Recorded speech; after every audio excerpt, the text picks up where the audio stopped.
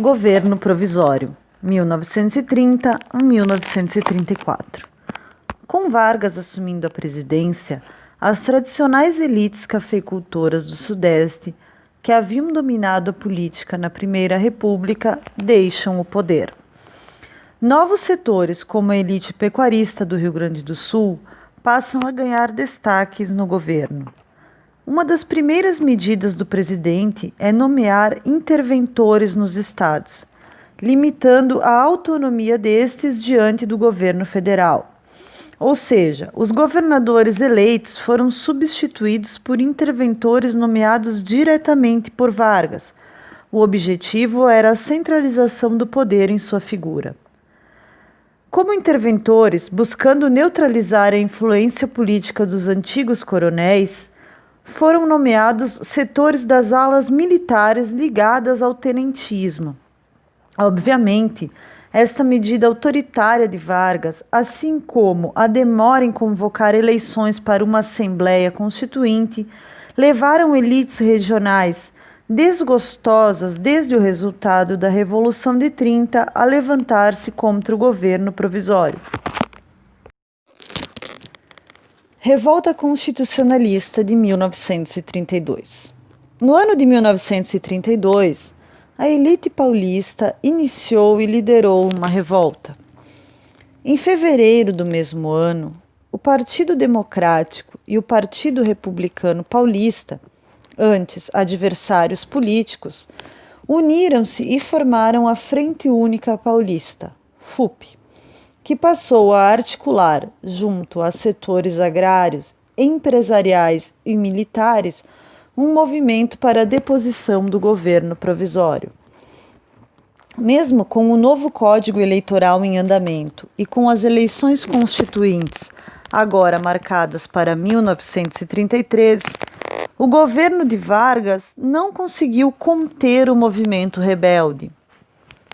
Paulistas de diferentes setores pegaram em armas com o lema "Abaixo a ditadura". A adesão popular foi conquistada com uma série de propagandas na imprensa local, evocando a figura do paulista como um aguerrido modernizador e de São Paulo como uma zona metropolitana importante que não poderia, portanto, ficar subjugada. No dia 23 de maio, em uma das já recorrentes manifestações e protestos de rua, reforçada nesse dia pela presença do ministro de Vargas, Oswaldo Aranha, na cidade, um grupo decidiu invadir a sede do Partido Popular Paulista, alinhado com o governo de Vargas. Os partidários governistas, por sua vez, abriram fogo contra os manifestantes. No conflito, morreram 4 estudantes: Mário Martins de Almeida, Euclides Miragaia, Drauzio Marcondes de Souza e Antônio Camargo de Andrade. A morte destes estudantes causou grande comoção popular, fortalecendo o movimento revoltoso. As iniciais dos estudantes mortos, M. Miragaia, M. Martins, D. Drauzio, C. Camargo, passaram a nomear a Sociedade Secreta Civil articulada para derrubar Getúlio Vargas. Em 9 de julho é deflagrado o conflito, tendo a MMDC pego em armas junto a setores militares. O comando da Revolução ficou com Isidoro Dias Lopes, contando com outros militares que haviam participado da Revolução de 30. Os revoltosos ocuparam a companhia telefônica, os correios e a Rádio Record. Na Faculdade de Direito, por sua vez, foi organizado o alistamento de civis ao MMDC. Em 12 de 7, os revolucionários já controlavam todo o estado de São Paulo.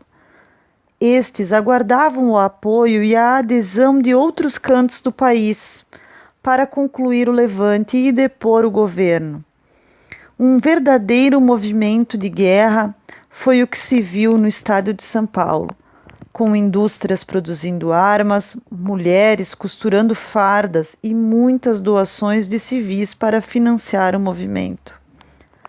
As forças rebeldes que esperavam receber o auxílio de forças militares gaúchas e mineiras, fato que não ocorreu, ficaram isoladas. O estado de São Paulo como um todo ficou isolado diante de todo o exército nacional.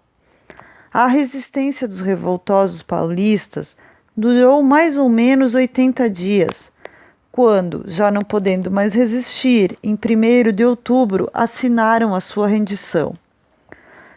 Embora tenha ocorrido a derrota militar, do ponto de vista político, os constitucionalistas conseguiram emplacar suas reivindicações, como a chamada da Assembleia Constituinte de 1933, que, por sua vez, elegeu a maioria dos deputados do Estado entre os antigos revoltosos, além de terem influenciado a nomeação de um civil paulista, membro da elite local, Armando Salles, como novo interventor.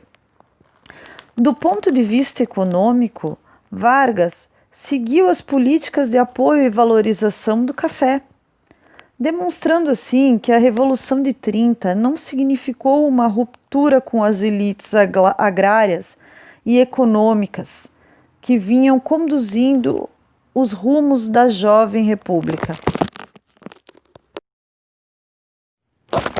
Código Eleitoral de 1932. Em 24 de fevereiro de 1932, foi promulgado o primeiro Código Eleitoral do Brasil. Neste ficou definido, entre outros, que é eleitor todo cidadão brasileiro maior de 21 anos, sem distinção de sexo, ou seja, dava direito às mulheres a votar e serem votadas. Não poderiam participar do pleito mendigos e analfabetos. O voto, por sua vez, passava a ser secreto. Criava-se também a Justiça Eleitoral com o objetivo de disciplinar e fiscalizar as eleições. O Código disciplinou a eleição para os deputados constituintes de 1933, tendo existido até 1937, quando foi revogado pelo Estado Novo. Assembleia Constituinte de 1933. A Assembleia Constituinte de 1933 contou com deputados eleitos pela população, nos moldes do recém-promulgado Código Eleitoral. Pela primeira vez, as mulheres votaram.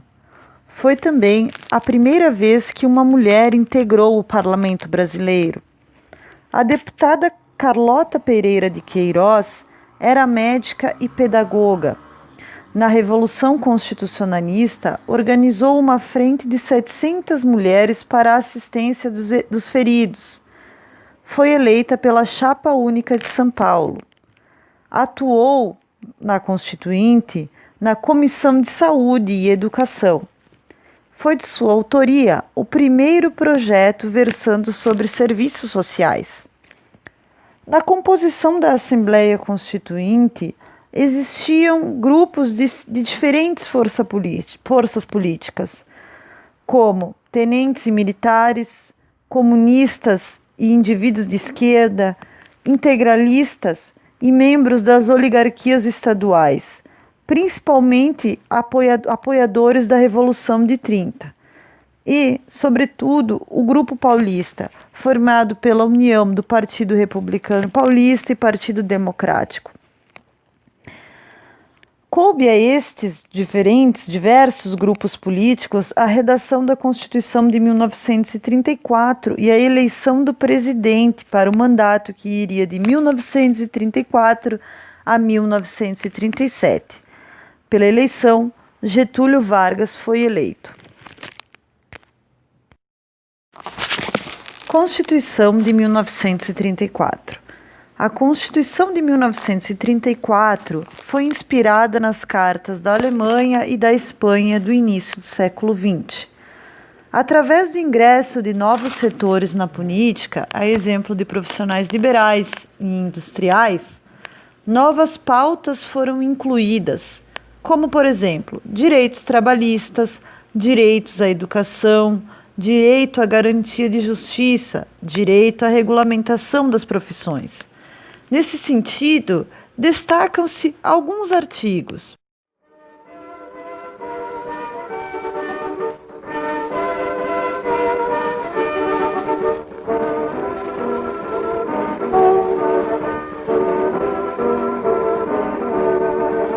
Da alma cívica de um povo, irmanado nas trincheiras, surgem as novas bandeiras, criando São Paulo novo.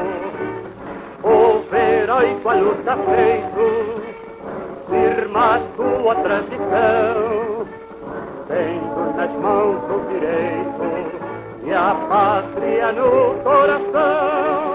Marchemos cheios de glória, conosco marcha a vitória.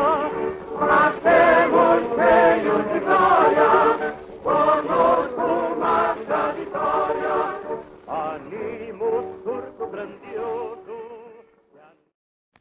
A Constituição de 1934 garantiu diversos avanços no âmbito das liberdades individuais e também nos deveres do Estado.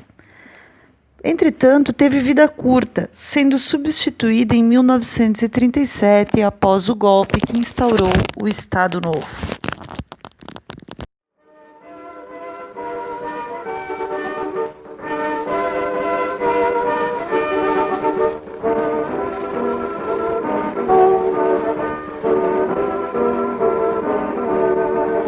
Da alma cívica de um povo, irmanado nas trincheiras, surgem as novas bandeiras, criando